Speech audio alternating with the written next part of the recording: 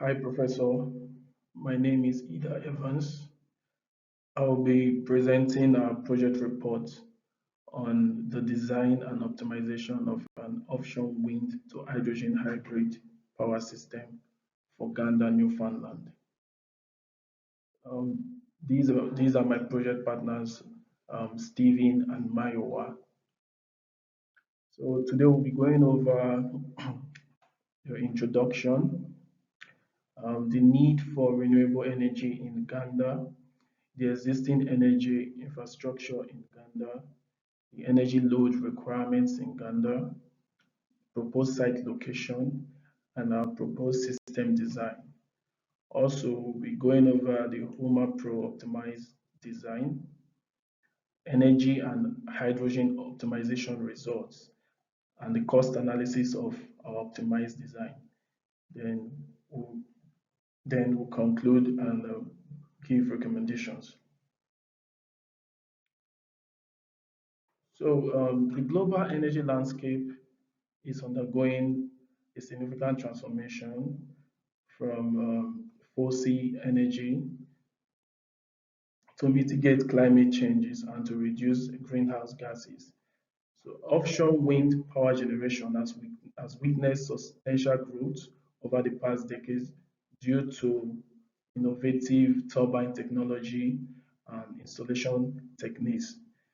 The vast expanse of ocean presents an untapped potential for harnessing this wind energy.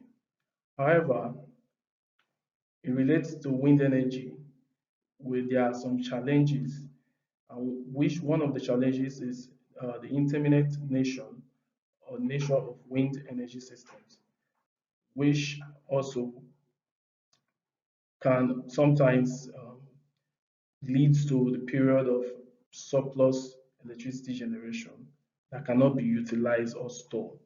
So addressing these challenges, we propose an innovative solution to manage and optimize the use of excess energy.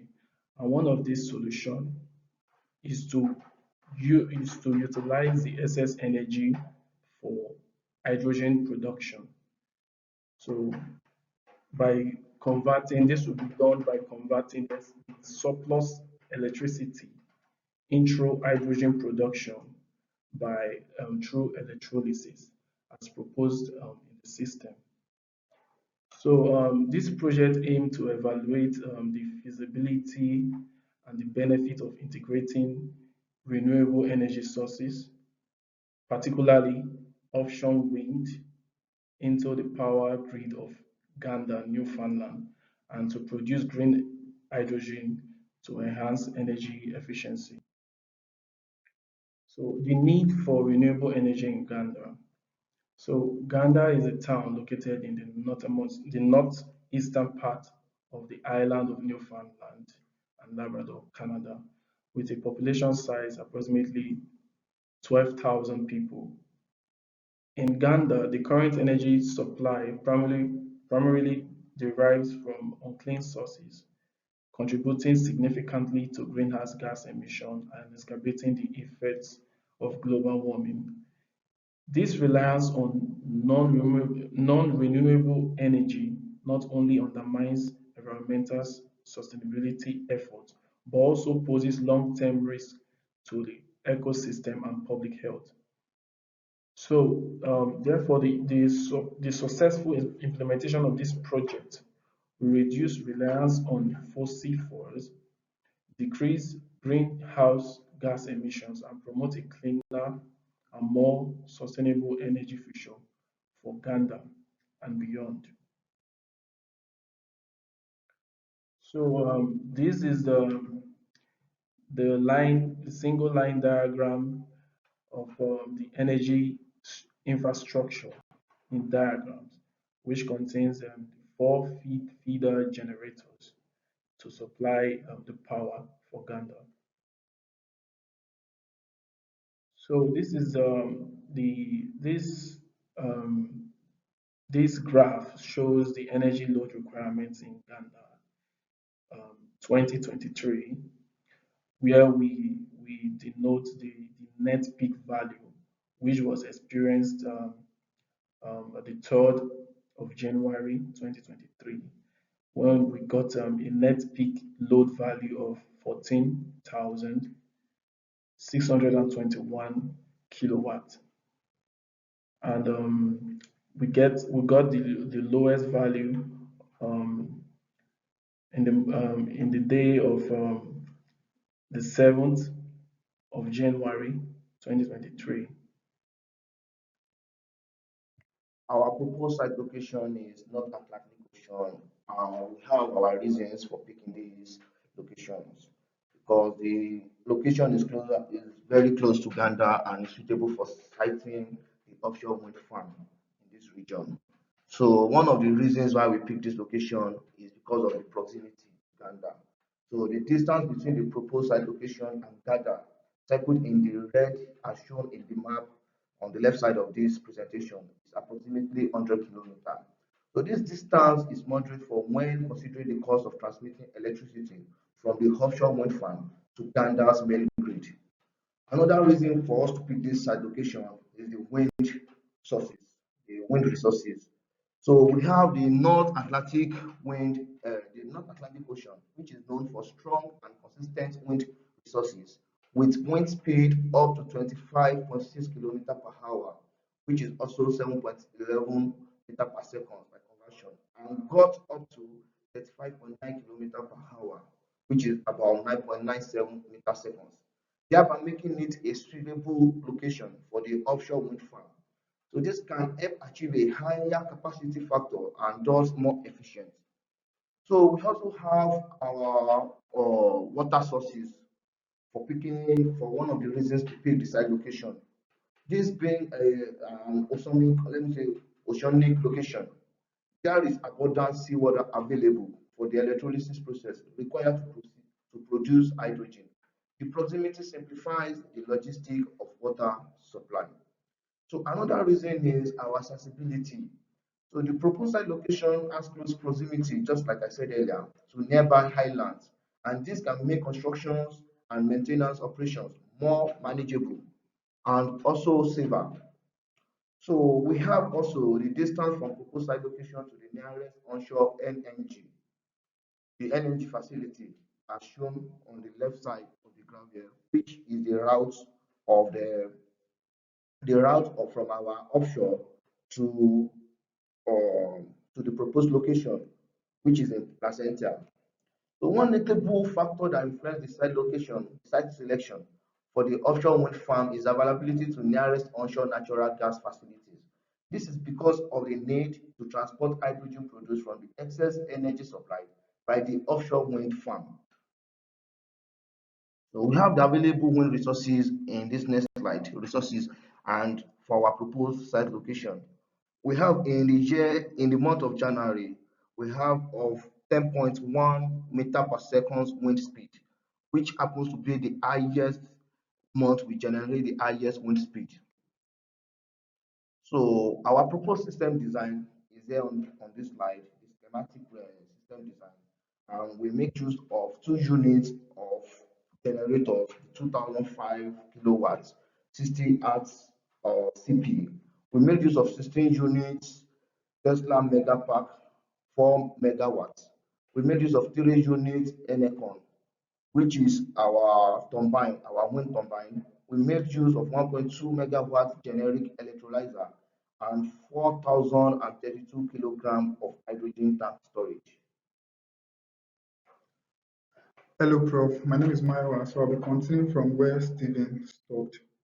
So this is our proposed design. It shows the wind turbine, the battery storage system, the electrolyzer, the hydrogen tank, then the grid in Uganda, and as well as the generator. So now electricity is generated by the two generators and the wind turbine. So most of the electricity, like we explained initially, is going to the grid in turbine. Then the excess will be directed to the electrolyzer for hydrogen production. So moving on to the next slide. Now this is our slide. We've done the design here, but these are the results that we got from the OMA after optimizing it. So initially we proposed that the generator will be 2,500 kilowatts. We are using two generators, so making a total of 5,000. So now when the OMA optimized it with still with the same value. So there's no increase in the number of electricity that the generator will produce. Now, as for the storage is the battery. For the battery, we initially proposed a 16 pieces of the battery, and the total watt is 4 megawatts of the battery. So now OMA optimized it to 55 pieces of the batteries. For the wind turbine, we proposed three wind turbines, but the optimized value is 11. And for the converter, we're using 1.2 megawatts, but this time around it's using 35,000 megawatts. So, and for the electrolyzer, the value still remains the same. We're using 1.2 megawatt of electrolyzer. And OMA also recommended that we should continue with that device. And for the hydrogen storage tank, which is the final one here, so we decided to use 4,200 kilogram, 4,032 kilogram storage. That's the capacity. So OMA also recommended that we should use the same capacity for the storage device. So next, moving on to the next slide. This is the energy and hydrogen optimization. The this is the results that we got from the OMA too as well. And from the table here now, the annual power generated from the offshore wind turbine is calculated by the software by OMA that we are using, which is approximately 230.13 gigawatt hour per year. Now, as for the two diesel generators, the total electricity that they generated is 13.04 gigawatts of the total electricity produced. Now, the excess electricity produced, which is the excess electricity that we're going to be directing to our electrolyzer for the hydrogen production, that one amounted to 159.55 gigawatt hour per year of electricity, and is also shown in this table here.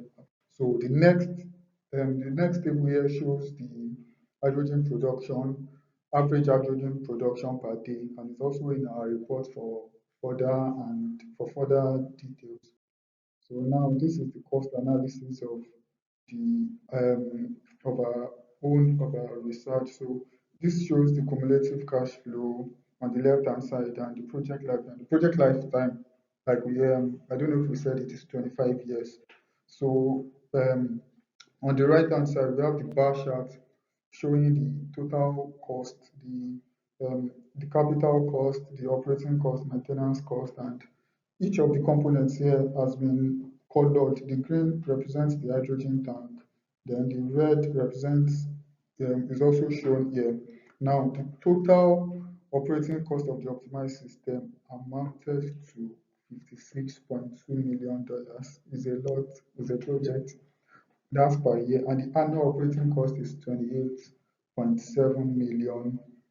So moving on to the next one. Now, moving on to conclusion and then recommendation. So the conclusion that I would like to make here is that the analysis and optimization of hybrid wind power generation from Uganda and Newfoundland Labrador is feasible, yes, and potential benefits of integrating. Actually, it is feasible and has potential because we are using 70% renewable and 30% fossil fuel. And initially in Uganda, they've always been using generator for their electricity, but this one that we are proposing combines renewable and generator. So the analysis and optimization of the hybrid wind power generation for Uganda, Newfoundland demonstrates the feasibility and potential benefits of integrating renewable energy source with hydrogen production to meet the town's energy needs. Now, the optimized solution comprises 44,000 kilowatt of wind generation capacity, then 231,000 battery and 5,000 kilowatt of electricity generated, then also the tank, as well as the required hydrogen production.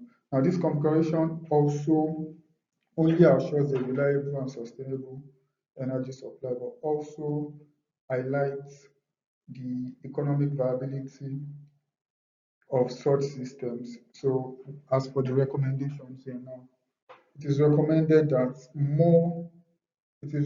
that thorough cost evaluation exercise is carried out. So in our project B, we've already splitted the project, and so One of us will be doing an intense analysis of the cost evaluation, and that person will be doing the simulation, and the third person will be doing the life cycle analysis. So thank you very much, sir. This is the end of our presentation. Thank you, sir.